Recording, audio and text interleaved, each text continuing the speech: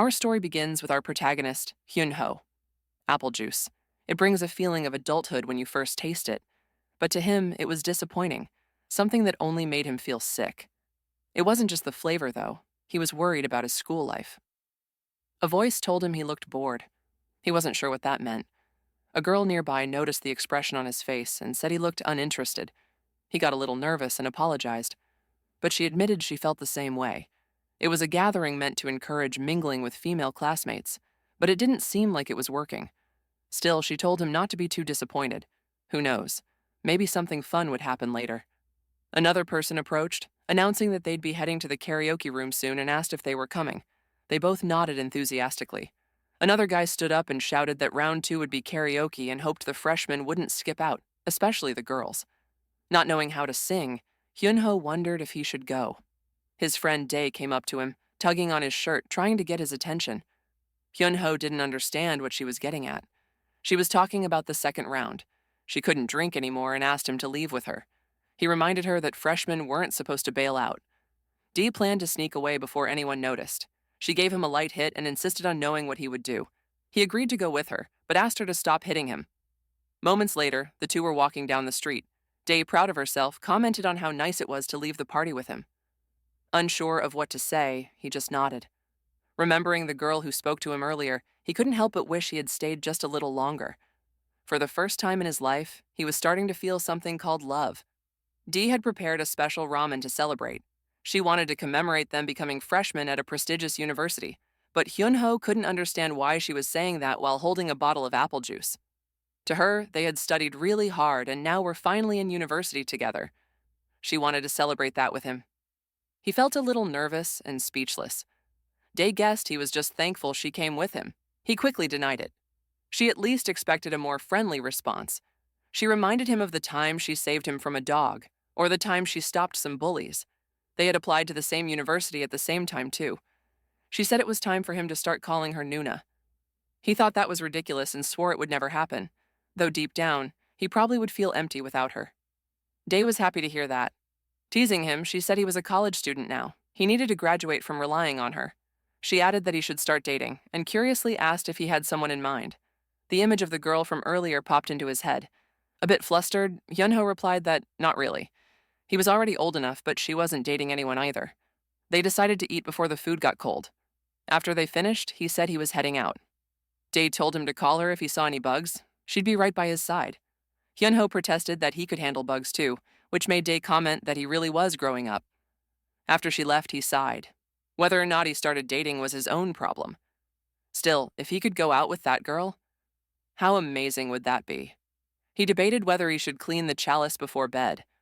Suddenly, he heard a noise. Hyun-ho thought it was Dae. Maybe she had forgotten something. But when he opened the door, he froze. The girl from earlier was standing right outside his apartment. He had no idea what was going on. She stared at him for a moment, then started walking right in. She mumbled something about going to sleep. In his room, she laid down on his bed without saying anything else. Hyun-ho was even more confused, unsure of what to do.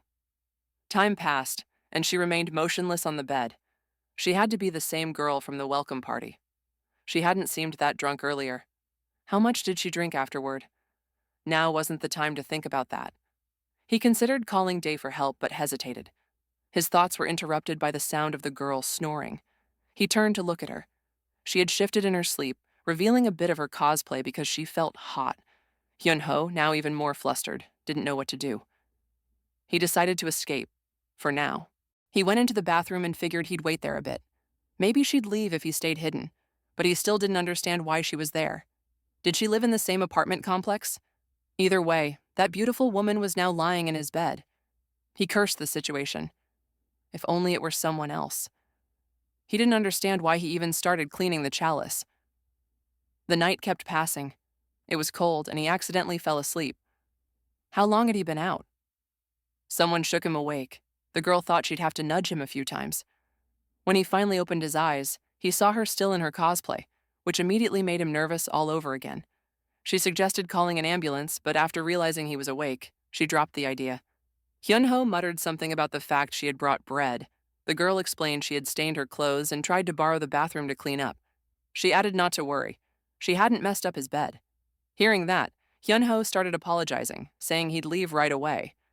But she looked confused, reminding him that this was his place. She felt like a fool. She had entered the wrong apartment. Apple juice now represented a kind of threat to her. Hyun-ho offered to wash her clothes, which the girl appreciated. She asked if they had met before. He confirmed they had. She had sat next to him during the welcome party. From that, she assumed he was younger. She introduced herself as Yoon-jung, and he introduced himself too. They decided to keep in touch since they were now classmates. The next morning in class, Hyun-ho was noticeably distracted, something Dae immediately picked up on. She tried to get his attention, letting him know it was lunchtime, but he didn't seem to hear her. Hyun-ho was still thinking about what had happened the night before. Yoon-jung's beauty had left a strong impression. She had such graceful features, and he couldn't get her out of his head. Dae tugged on his shirt. Hyun-ho, confused, asked what was going on, and she told him to come eat. Curious, Dae wanted to know the reason behind his smile. Had something good happened to him? He simply answered, "Something good," and couldn't help but grin. He told her he had finally found the answer to the question she'd asked the day before, the person he liked. She blushed, surprised by the sudden confession. Dae couldn't help but ask if the person went to the same university. Hyun-ho confirmed it. Just as he was about to say the name, she cut him off, not ready to hear it yet. But he went on anyway. "That person is Eun-jung." Dae looked confused. She didn't know anyone by that name. Hyun-ho repeated it again, and silence fell between them. Dae, her face visibly disappointed, seemed to understand.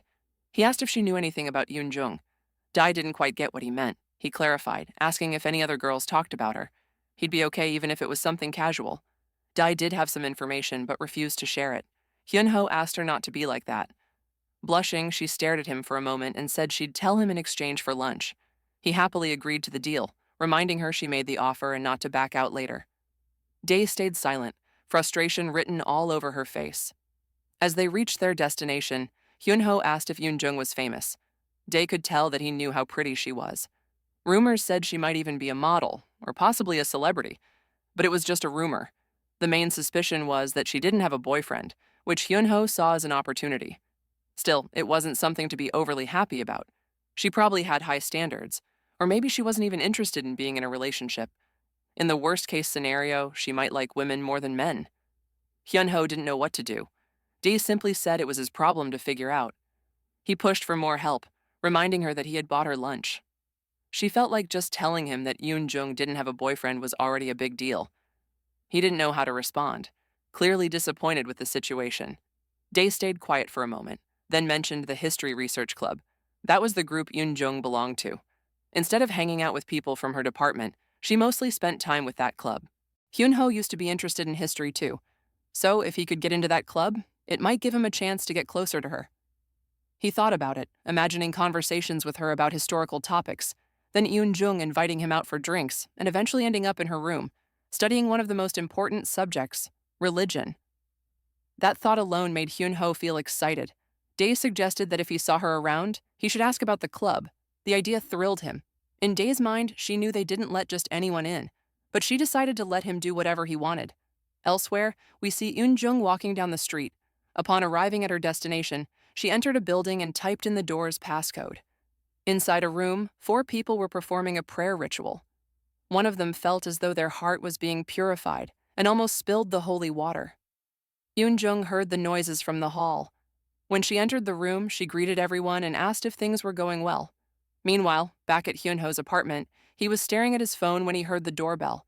He stood up to answer it. Upon opening the door, he was stunned. It was Yoon-jung, smiling and greeting him. He asked what brought her there, and she pointed to the box she was carrying. She said she owed him from last time, so she brought a cake in return. Hyun-ho was still confused, but Yoon-jung simply said her senior had asked her to bring it over quickly. It was probably too much for him alone, so he could share it with his friend. Then she began to say goodbye. Hyun-ho quickly asked her to wait a moment. She turned back to him, still smiling. Flustered, he mentioned that he knew she was in a study group. Then he added that he also liked history, and asked if maybe he could join too. Yoon-jung smiled and asked for his phone. She typed something, handed it back, and told him to call her after class. Then she left. Hyun-ho was stunned. He had her contact number now. His face turned red just thinking about it. Not far away, Day had seen the entire scene, her expression filled with silent sadness. The next day, the teacher announced that class would end early and congratulated everyone on their hard work. Some students whispered among themselves about how beautiful the teacher was. Meanwhile, Hyun-ho was nervously looking at his phone. He gathered the courage to call Eun-jung. She answered and, after thinking for a moment, asked where they could meet. When they arrived at a residential complex, Eun-jung pointed to a building. It was a nice apartment. She urged him to hurry, saying everyone was already waiting inside. Hyun-ho wondered if it was really necessary to rent a place just to study, but he decided not to overthink it. He was just happy to be there with her. Suddenly, the door swung open, and a cheerful blonde girl stepped out, clearly excited. She gave him a big hug and invited him inside. She then announced that a new member had joined their group. Hyun-ho felt a bit nervous with all the unfamiliar eyes on him. Eun-jung asked everyone to introduce themselves, starting with Hyun-ho. A little flustered, he introduced himself. A guy stepped forward. His name was Choi, a second-year student. Hyun-ho hoped they would get along well. The next person was Gang, also a second year. Hyun-ho was surprised to realize that everyone else there was a senior. The blonde girl raised her hand next. Her name was Han, also a second-year student. She proudly commented on how large her pastries were, leaving Hyun-ho speechless. Gang told him to ignore her and pointed out that Han was actually dating Choi. Upon hearing that, Hyun-ho immediately apologized. Next was Kang.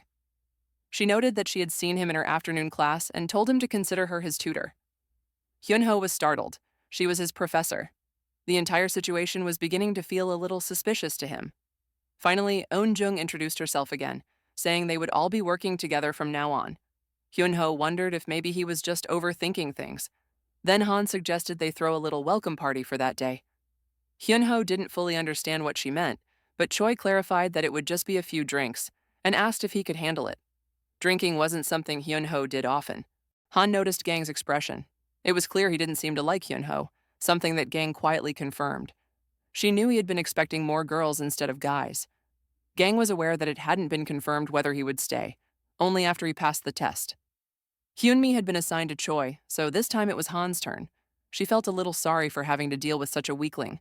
Still, she thought Hyun-ho was cute, and even warned him to be ready. People like him often ended up surprising everyone. Gang insisted that wouldn't happen.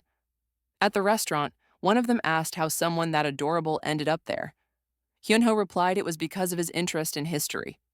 Han found that funny. She was also in the group, but he didn't get it, since she had no interest in history at all, only in having fun. Han asked him to stop saying nonsense and encouraged everyone to drink more. Hyun-ho noticed how bored Eun-jung had looked at the welcome party, but now she seemed genuinely happy. Han poured him another round and encouraged him to down it in one go. Eun-jung leaned in and whispered to Han if she knew what to do, something she had already taken care of. In a magical town, there was Hyun-ho, joining the group as if in a dream, while Eun-jung was carefully cleaning the chalice. Could it all be a dream? In fact, it was. He started to wake up. It had all been just a dream, but now he didn't know where he was. Hyun-ho couldn't believe it. Han was cleaning the chalice. He couldn't make sense of the situation.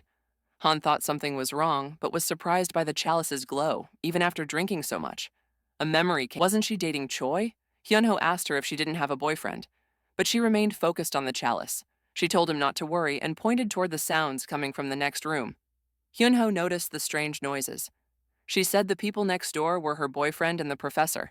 They were in the middle of a mass. The professor was about to spill the holy water, so she asked him to read the Bible slower. He leaned in and kissed her. Choi asked them to keep the noise down, since the rookie was in the room next door. Something about it seemed to deepen his faith, and he ended up spilling the holy water. He asked her to lie down. The professor tried to stop him, but he kept praying for the well-being of a little puppy. All of this was heard by Hyun-ho while Han was getting ready. She leaned over him and told him to just enjoy it. She'd let him have a mass without a rosary. She was a bit surprised by the glow of the chalice. Hyun-ho couldn't stop thinking this was his first time performing a mass. How easy it had been. The chalice had already been placed back in position, and Hyun-ho had never felt a connection like that before. Han exclaimed how good masses were for the soul and told him to call her Nuna. She asked what he thought about the rhythm of the mass, but he decided to take over the reading, which caught Han off guard. She couldn't believe how the chalice's glow kept intensifying. It was her first time seeing such devotion. She felt as if it could reach her very soul, and the corruption inside her was growing. Hyun-ho was about to pour the holy water, but she managed to dodge it just in time. Han was shocked by the amount of water and told him to give her a warning before doing something like that. Hyun-ho couldn't control himself. It was his first time at a mass. Han was stunned. She couldn't believe it was his first time. She demanded to know why he hadn't told her before, but he simply hadn't had the chance. She stared at him and told him to show her his cosplay. If she asked for something, it was meant to be obeyed. He agreed. Han began cleaning the chalice again, wiping off all the holy water. After that, she got in position to perform another mass. This time, he could pour the holy water wherever he wanted. It was obvious he had never done this before. His reading was a bit clumsy. Still, it was charming in its own way. She gave him tips on how to read better, so he could perform it in the best way possible. Once he managed to pour the holy water, she asked if he wanted to take a shower. Once inside, he assumed he'd have to take responsibility for what had happened, something she didn't quite understand. She explained that since they were in a mass study, it wasn't necessary. He was surprised. He still didn't understand the whole situation. He had ended up in a group where boys and girls could perform religious activities together. She had chosen a boring name like history study, so that no one would want to join.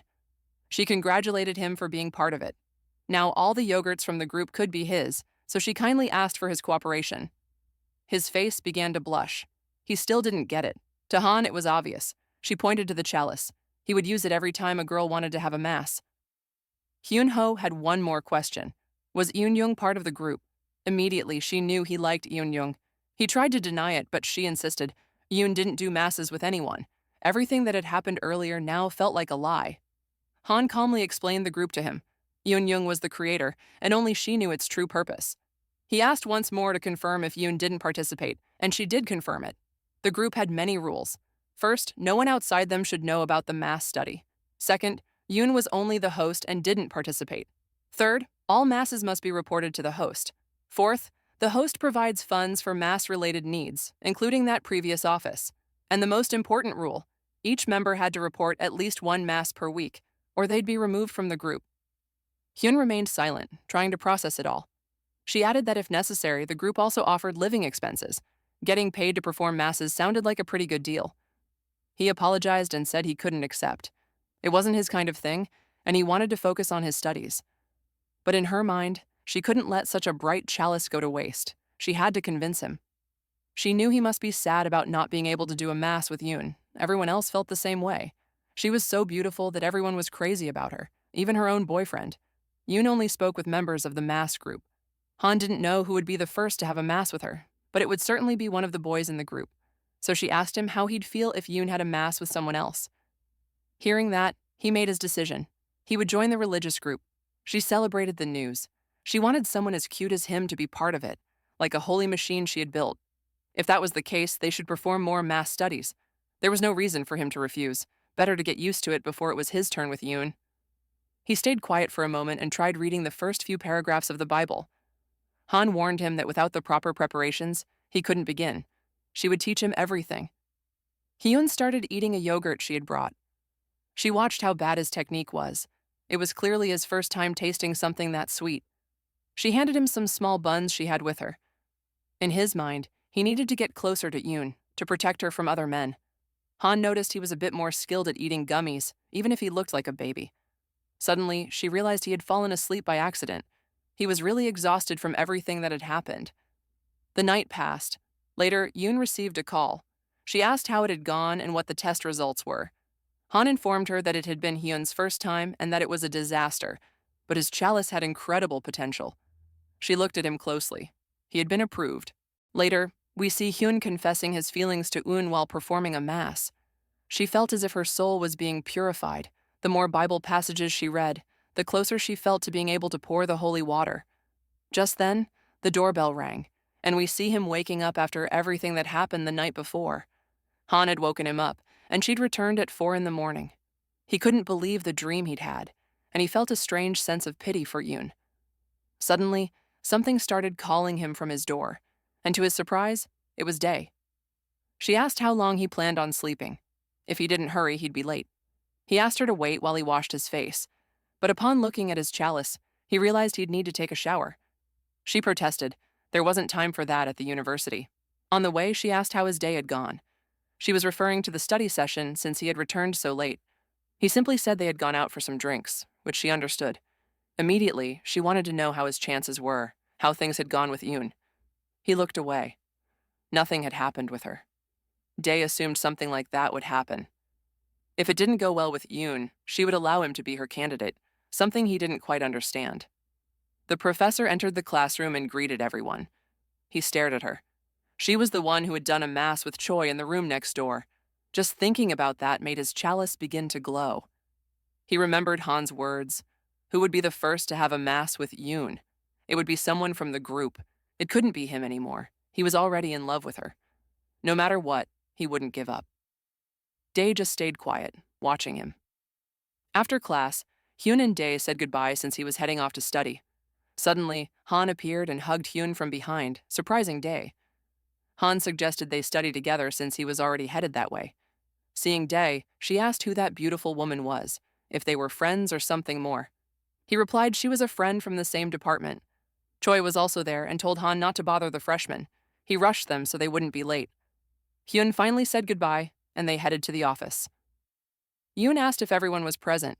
Gang and the professor were also there. She began by calling on Hyun. She assumed he had already heard everything from Han and was probably surprised by how sudden it all was. Since everything seemed fine, she decided to begin explaining the scheduling of the study sessions. Even though she had gathered everyone that day, she said it wasn't strictly necessary. What mattered most was the report from the mass. She wanted to know how he had felt having a mass with Han. Yoon asked if they could hear about what happened. He was shocked. Memories from the previous night began flooding back. For mass reports, those kinds of events. Would he have to talk about all of that in front of Yoon? Meanwhile, somewhere else, Dee was wondering who that girl from earlier was. Since when did he know her? She looked more like a waitress than a student. Dee thought maybe she could spend more time with Hyun now that they were in the same university. She wondered what he was doing at that moment. Back with him, Han asked if something was wrong. He only needed to say how he had felt. Gang rushed him, while Choi just watched silently. Everyone was waiting for his answer. A bit nervous, he admitted it had been his first time. He was a little drowsy and out of it, but Han had taken good care of him and guided him on the Lord's path. Because of that, he had gained a lot of confidence and felt less anxious afterward. The mass had been much better than he expected. It felt like a dream. That was all he had to say. Gang wanted to know if that was really everything, since he had skipped over the techniques used, but Yoon interrupted and thanked Hyun for sharing despite his shyness. Now she wanted to hear from the others. Han handed in her report, as did the professor and Jang. Hyun was surprised to learn that he had to write one too. Even though it didn't really matter, he still complained that they should have told him earlier. But it was part of the ritual. For him, the situation was embarrassing. Han mentioned that she even had more details in her notes. Yoon asked if anyone needed anything. Gang said he had run out of money and requested 150,000 won for his expenses. She gave him the money, and he thanked her. For Hyun, it was surprising that she was actually handing out real money. Gang then called Han to go with him to a magical town. The professor complained about it, as it was supposed to be her turn with him that day. Han asked Hyun for permission, which confused him. Wasn't Choi the one she should have asked? She assumed he said yes and announced she was going for another round. Choi called her out, saying they should eat together. Hyun accepted the invitation. When everyone left, only Yoon and the professor remained. The professor looked disappointed. In the magical town, Gang and Han were in the middle of a mass. She asked him to be a little more gentle with the reading. He began preparing, grabbing a yogurt he had brought. She noticed he was a bit rougher than usual. She knew he felt like he was losing his group of girls and was getting jealous. He looked at her directly and asked if Hyun could do the same jutsus as he did, if he could make her soul feel that purified, enough to make her pour the holy water. But she warned him it wouldn't be that easy. Hyun's chalice had a unique glow. Upon hearing that, he decided to lift her up. She didn't understand what he was trying to do. Returning to the topic of the fabulous chalice, he asked her to compare it during the mass. He wanted to know just how excellent it was compared to the other chalice. She told him to prove it, that she wouldn't make a choice easily. So he began reading the first paragraphs of the Bible. She felt as if her soul was being purified. He knew all her weaknesses, so he asked once more which chalice she preferred, and she admitted that his was the better one. At the restaurant, we see meat being grilled. Choi assured him that he would pay for the meal. Hyun, at a loss for words, apologized for having done a mass with Han. Choi didn't understand why he was so bothered by that kind of thing. If they cared so much, they wouldn't have joined the study group. Choi told him to just enjoy things like that. It was part of being a man. Hyun thanked him for everything. Choi looked at him and admitted the reason he'd invited him out to eat. It was to warn him about something. It wasn't really advice, more like interference, but it was something he should know. Hyun looked a little confused. It started with the professor, the one Hyun also had classes with. She really liked gang. That's why she joined the study group. She could be a little aggressive toward other girls or guys who weren't gang, so Choi asked him to understand if she acted cold toward him. Meanwhile, she was at home playing the violin, thinking about gang. Back with Choi, he questioned whether it was okay to talk about these things. Wasn't it better that she didn't even try to hide it? Then he moved on to gang himself. That guy could be a bit dangerous. He considered the study group to be his group of girls, and he didn't like having to share them. At that moment, Han was holding the holy water. Anyway, excluding Yoon, there were 3 guys and 2 girls, so it was likely that gang would try to get Hyun expelled or something like that. Hearing all of this, Hyun went silent, unsure of what he should do. Choi recommended he bring in another girl, like his friend from before, the one who seemed cute. Hyun imagined Dae being part of the group, but it felt impossible to him. He couldn't bring someone into a group like that. Either way, Choi reminded him that if he didn't perform at least 1 mass a week, he'd be expelled. That would probably be the way gang would get rid of him, by making sure none of the girls chose to have a mass with him and getting him automatically removed. Hyun asked what he should do. Choi had heard about his chalice from Han, but without training, it wouldn't be enough. When it came to mass, stamina mattered more than love. He needed to become a real man and win over all the girls to his side. So he had to start training. Choi would teach him everything. They'd do it together. Hyun understood all of this, but he couldn't stop thinking that maybe Choi was just looking for a workout buddy. Back in the magical town, Gang couldn't stop wondering, was Han's chalice really that incredible? She tried to steer the conversation away, but he insisted, asking her to speak about it. Han described how its glow affected her body, but said Hyun's technique still didn't compare to his. She then suggested they go eat. Yoon had already given them money for it,